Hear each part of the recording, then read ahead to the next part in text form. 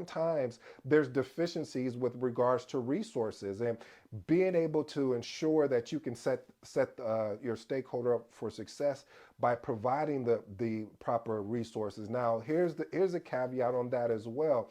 Maybe you can't provide the certain resources, or maybe you originally had all of these resources that was supposed to be part of it and now they're not. What do you do at that point?